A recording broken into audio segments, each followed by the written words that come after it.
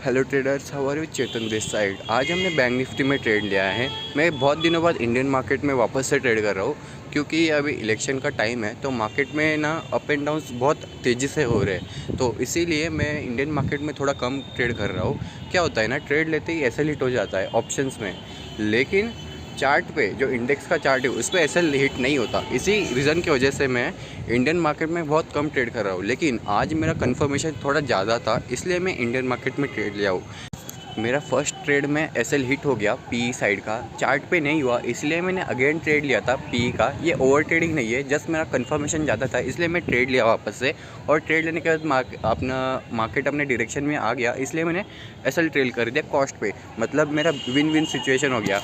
एक तो बड़ा प्रॉफिट होगा या फिर लॉस ही नहीं होगा, मेरा इतना सा लॉस होगा, मतलब 1-2 रुपये का।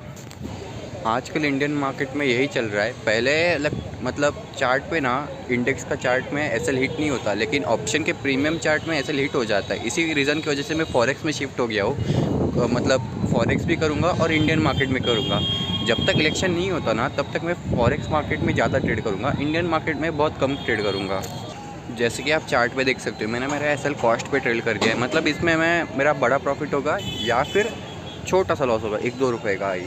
मतलब एक ही लॉट लिया है तो फिर मेरा 15 या फिर 30 रुपये से ज़्यादा लॉस होगा ही नहीं इस ट्रेड में। एक प्रोफेशनल ट्रेडर हमेशा स्टॉप लॉस लगाता है और अपना एसएल मतलब स्टॉप लॉस मिनिमाइज़ करने का हमेशा ट्राई करता है। जैसे कि इस ट्रेड में मेरा सिर्फ 10 पॉइंट का एसएल था, वो भी मैंने कॉस्ट टू कॉस्ट लगा दिया है। मतलब इस ट्रेड में मेरा सिर्फ प्रॉफिट ही होगा, लॉस होगा ही नहीं। लॉस होगा तो सिर्फ 1-2 पॉइंट का लॉस होगा, वो भी मेरा फर्स्ट ट्रेड में 300 का लॉस हुआ था, उसमें सिर्फ 350 से ज़्यादा लॉस जाएगा ही नहीं मेरा। जब भी आप ट्रेड लोगे ना, आप एक दिमाग में एक चीज़ रखना कि ये ट्रेड मैं सिर्फ टारगेट पे एग्जिट करूँगा या फिर सिर्फ स्टॉप लॉस पे एग्जिट करूँगा। इन बिटवीन एग्जिट मत ही करो आप, ये रूल बना के रख दो। ये आपका फर्स्ट बेसिक रूल रहना चाहिए। ट्रेड को आइदर स्टॉप लॉस या आइदर टारगेट पे एग्जिट करने से क्या होता है ना, आपका बड़ा प्रॉफिट मिस नहीं हो जाता और लॉस हमेशा छोटा ही रहता है, क्योंकि आप लॉस कैलकुलेट करके ही एसएल लगा रहे हो। ठीक है, तो एक चीज़ जो मेरे साथ भी हुई है और आपके साथ भी ज़रूर हुई होगी कि आपका जब भी आप ट्रेड एग्जिट करते हो ना, मार्केट आपके एग्जिट प्राइस से और भी ज़्यादा ऊपर चले जाता है। इसको आप अवॉइड कर सकते हो टारगेट लगा के। ठीक है, टारगेट और एक स्टॉप लॉस। ठीक है, टारगेट प्राइस आप साइकोलॉजिकल रखिए।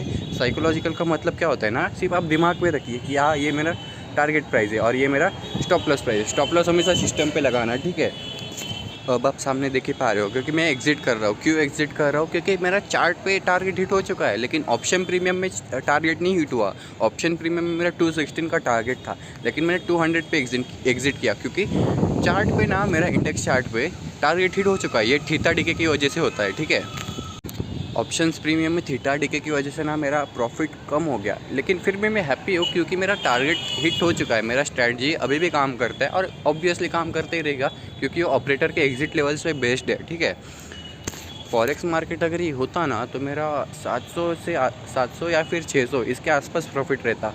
ठीक है, मैंने कैलकुलेट ऑलरेडी कर लिया था, 216 पे मेरा एग्जिट लेवल था, लेकिन वो 200 पे ही मेरे को एग्जिट करना पड़ गया, क्योंकि इंडेक्स चार्ट पे मेरा टारगेट हिट हो चुका था और वहाँ से वो कभी भी रिवर्स कर सकता था। इसलिए मेरे को थोड़ा इन बिटवीन ही एग्जिट करना पड़ गया।